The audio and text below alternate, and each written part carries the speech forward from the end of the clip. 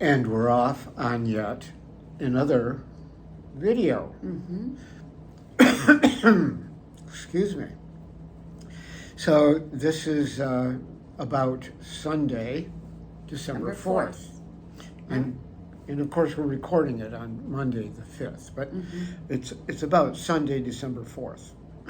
And it started out with us getting up and having another big buffet breakfast, of which we don't take any pictures because we were running late and in a massive hurry. Yeah, but it's a massive buffet.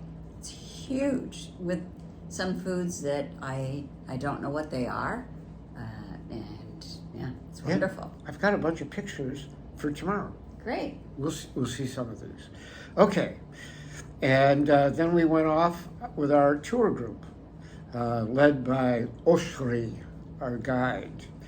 And this trip was to Old Jaffa.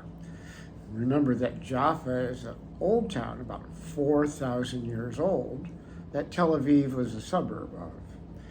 And so we this time went to Old Jaffa. And do you want to do Jonah? I thought you were going to do Jonah. Okay. Yeah. Well, you did good. I didn't mark it. So, Jaffa is the port out of which Jonah sailed before he got eaten by the whale. And so in the old town there, they have a statue, a fountain of a whale. Not a very realistic one, but it's a good place to have Oshri stand and hold forth and tell us the story of Jonah and the whale. And then we went on up into, we'll call it the Mount or something. There's a big hill there that has structures on it. And so we worked our way through this part of Old Jaffa. Do you want to describe it? You've got a check mark there. Everything is earth toned colored, so that must be by their own local regulations. So it's nice. There are some old walls that have been repaired that look like they were crumbling but have repairs in them. That's very nice. But the Old Jaffa, old town, much of it is not the way it used to be because Napoleon, about 200 years ago, Napoleon arrived trying to capture this part of the Middle East, and he destroyed the city. He took it down to rubble, they say. So that is really problematic. And then not long after that, he was actually lost some battles and lost his men, and he left never to return, but in the meantime having destroyed Old Jaffa. So we wandered around the old town. There are some narrower lanes. It's very nice, clean, earth-toned, waving lanes. Yeah, really picturesque. And one of the places that we stopped was a Yemenite filigree jewelry shop where they have been making jewelry for quite some time using traditional Yemenite artists and artistic techniques. And they had a museum there to it, and we watched a video and watched a guy working on it, and we're really taken. The work is beautiful, as you can see, and we decided that we were going to come back and do some shopping, for amongst other things, some rings, which we often get when we travel. One of the things that we learned about this traditional art form was the is that there are certain traditions with it. One is that they in their filigree, they weave 5 different strands of silver. They're all the same sort of strand, but each one has a different unique name so that they can keep track of the work as they progress. And then the other thing is the traditional way in which a customer would come and bring 5 silver coins. Of these, 2 would be for the artist, and 3 would be melted down and made into the silver threads that the filigree was made out of. I thought that was pretty cute. And then we didn't have time to really do the shopping, but we wandered on or marched on with a group. Right, and we have some pictures of some of the cases with the jewelry, so you can see how beautiful it is. So then we moved on and we went to the Church of St. Peter. And St. Peter was actually in Jaffa, Old Jaffa, and the church is supposedly built on the site where Peter was there. And it's, again, has been rebuilt, but it's a lovely old church, and inside reminded me of some of the Italian churches that we saw when we were in Italy.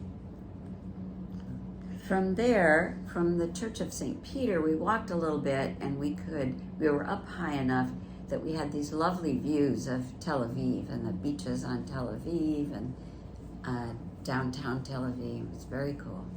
Right.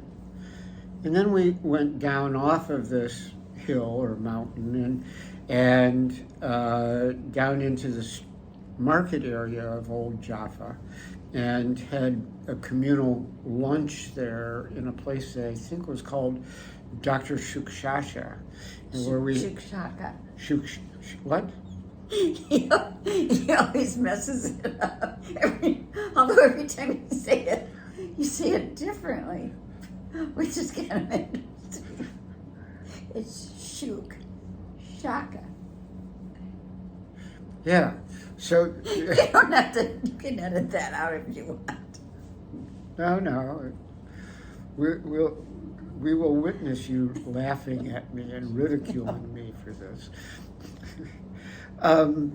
So, anyways, we had a great big lunch, and we don't have any pictures of it. So sorry. Yeah. And then the rest of the group left, and Terry and I wandered around the flea market.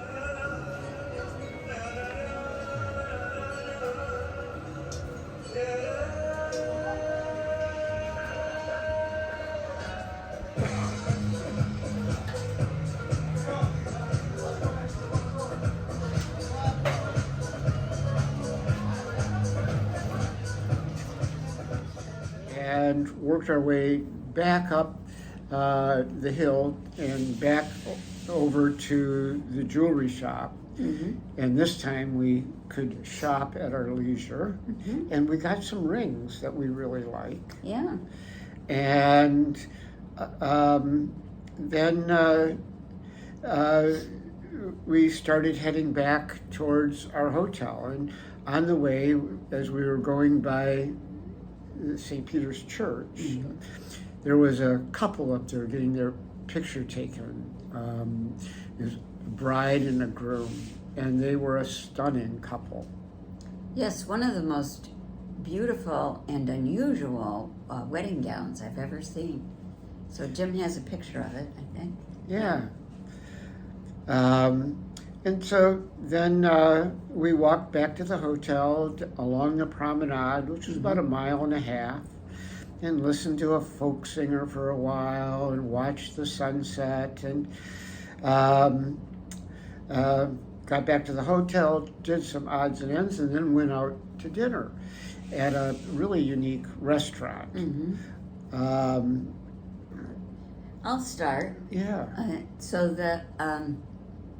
it's called the Blackout Restaurant, and the waiters are all are not able to see. They're all blind, and they they bring you to a room that's completely blacked out. So you eat in the dark, and you have to eat in the dark. You can't even see your hand in front of you. And before you go in to get your meal, you see someone who's sighted, and they take your order. And then they also ring your order up afterwards. So you get your meal, you order your meal, and then they line you up. And do you want to talk about how you enter? It's fun. The wait person will get in front of you, and then each of the people that are going in, and there were 6 of us that went in together, would one person would put their hands on the shoulders of the wait person, and the next person would put their hands on the person before him. So we formed like a train that went in, and we would wind through between these curtains that were hanging down and around walls, and between other people's tables that were already there. And then the wait person would sit you down and describe what they were doing. It was really neat. You know, they'd say, well, you sit here, and then you sit here, and then they'd say, there's a basket of bread in front of you. And next to the basket of bread is such and such. And there's a spread for the bread. So we found the basket of bread, and we found the spread, but I had a really hard time. I put the spread on my bread, and then when I ate my bread, I realized that I had gotten hardly any spread on it. But I was dipping my knife into the little container, so I don't know what happened, but I got hardly any on my bread. So it's interesting just to see that. Right. And anyways, Terry had a fish dish on rice, and I had pad thai noodles, and we both had a glass of white wine, and we also had dessert. And then afterwards, we joined up with another couple that was from Oat that had eaten there, and we walked back down towards the old flea market area of Jaffa. And on the way, we had these wonderful views of the skyline of Jaffa, of Tel Aviv. And we caught a cab back to the hotel, and then we recorded, the 2 couples of us recorded a post-mortem about it, and we'll show you that next. There we go. And we'll just edit out the beginning, right? Yes. Absolutely. There we go. So, Okay. I think we're all set on this. We're all Okay. We just got back from dinner, right? Wonderful experience. Oh, it was A great. unique experience, without a doubt. What was it? Is the Blackout was the name of the restaurant. Right. And the idea on it was that the wait staff are blind, and so we get to be blind too. We get put into a totally black room, and the food is delivered by our blind wait staff, and we get to try to eat in the dark. Yes, and you couldn't even see your hand in front of your face. You couldn't. No. But the instructions given by the wait staff, here's your utensils, and your glass will be in front of those. Your water pitcher is to the left, and we walked in with hands on shoulders so that we wouldn't run into anybody. We were like a little, what do you call it? Train. A train. We were trained, yes. And that was great. And I was trying to pour the water because I had the water pitcher, and I thought if I listen, I'll be able to tell when I have a full glass. And then I heard her say, "Put your finger in." Yes. So that's what I did. I put my finger in the glass and poured until I felt my finger, and then handed it over to you. which was somewhat humorous because he says, "Don't put your finger in the glass when I'm picking them up or bringing them to the table." Yeah. I said, Oh, "Okay, at home." I said, "I'm putting my finger in the glass, just so you know." And we did hear a real humorous story from the waitress that a lot of people locally will use that for a blind date. Which was, yeah. She had a funny. That was good. That was good. That was really good. So I did find the bread. There was a spread to put on the bread. But what I found was I didn't get much of the spread on the bread as I ate the bread. There wasn't much on it. Well, and I told him to do mine for me because I couldn't even find it. Oh yeah.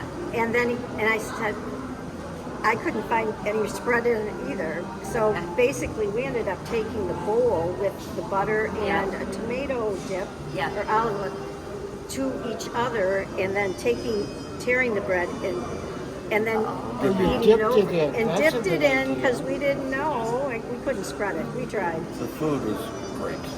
Yeah. Mine was delicious. Right. Maureen and I both had the pad thai. She thought she had ordered the nochi and couldn't figure out why this nochi came as noodles. And I kept saying, "This tastes like."